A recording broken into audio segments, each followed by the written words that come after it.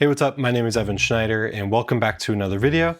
Today in this video, we're going to be testing the image quality of Apple ProRes Log between the iPhone 15 Pro series and the iPhone 16 Pro series. Now, I am very familiar with shooting video on iPhones.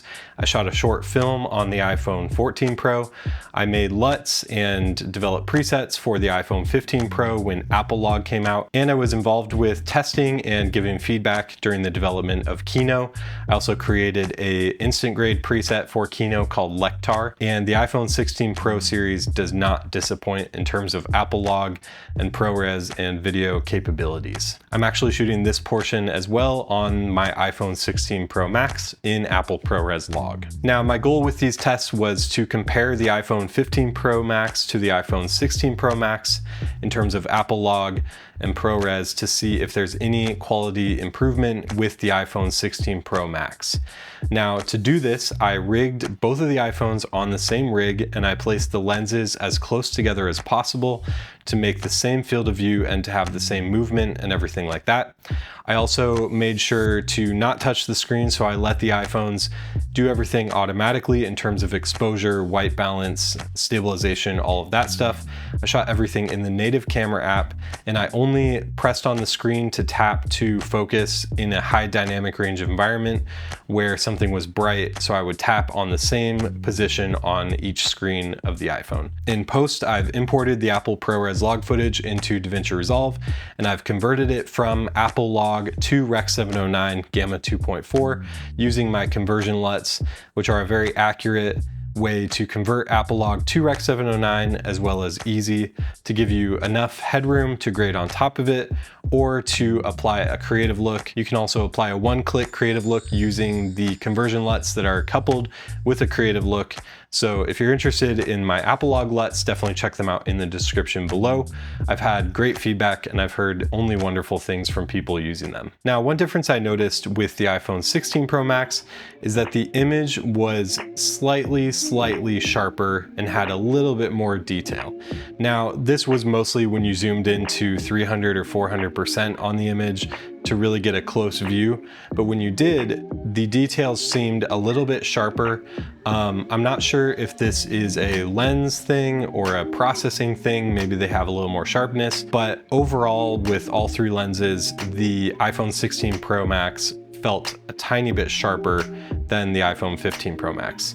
Now, this is all to say when you zoom out to 100%, if you're viewing it on a small screen, anything like that, the difference is almost imperceptible. It's a very marginal difference, but I did notice that it was kind of there, and so the iPhone 16 Pro Max was a tiny bit sharper, I would say. I noticed as I was going around and as I compared the two videos side by side when I came back, is the iPhone 16 Pro Max tended to white balance a little bit warmer.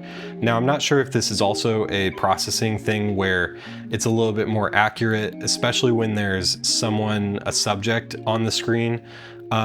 Maybe it recognizes the skin tones a little bit more accurately or something like that, but I think the white balance on the 16 Pro Max was a little bit more pleasing right out of camera. Now, this is also to say that you can't adjust the white balance in post on the 15 Pro Max. You could adjust the white balance and match it in post pretty easily, and you would get almost an identical looking image.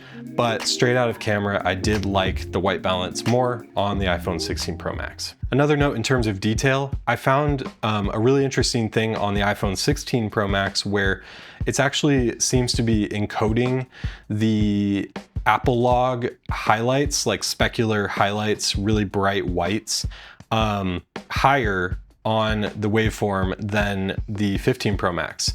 So this kind of resulted in a little bit more highlight detail on the 16 Pro Max when converted to Rec 709, which was kind of surprising to me because Apple Log is a documented spec and it technically shouldn't change between phone to phone.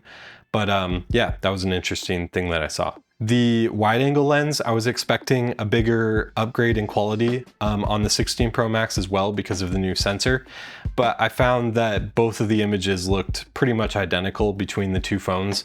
I think maybe that's more for photo mode that you notice the difference in the wide angle. but it's not that the wide angle is bad on the 15 Pro Max. But on the 16 Pro Max, the wide angle still looks amazing.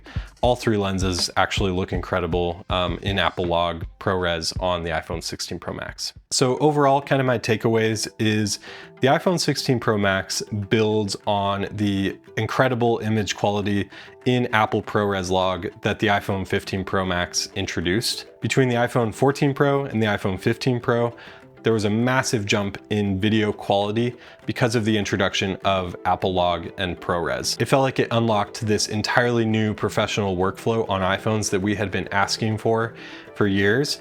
And when they finally gave it to us on the 15 Pro, it really showed us that Apple was serious about having professional video features on the iPhones.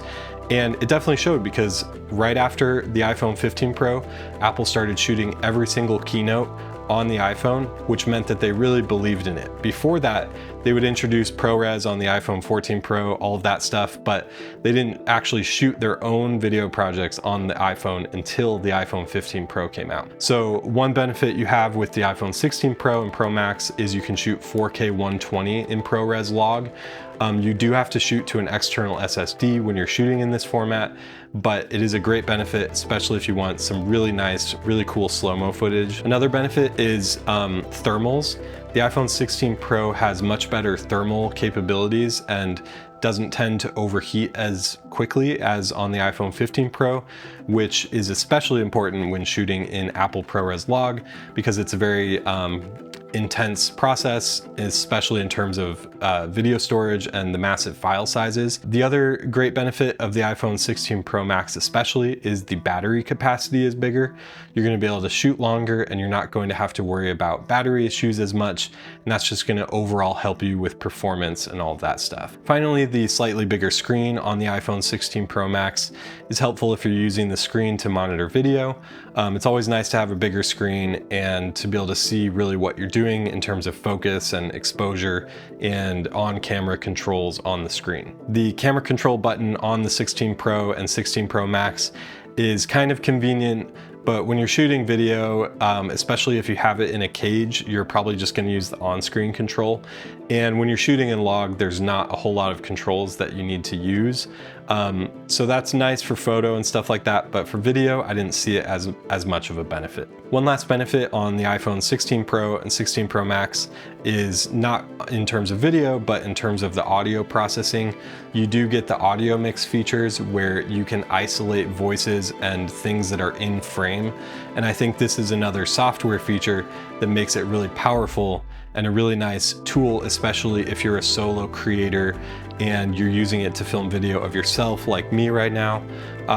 It just makes it that much easier to get good audio. So yeah, if you are looking to upgrade to the iPhone 16 Pro, I would say if you have the iPhone 15 Pro or 15 Pro Max, the reasons to upgrade to the 16 Pro or 16 Pro Max are a lot more nuanced.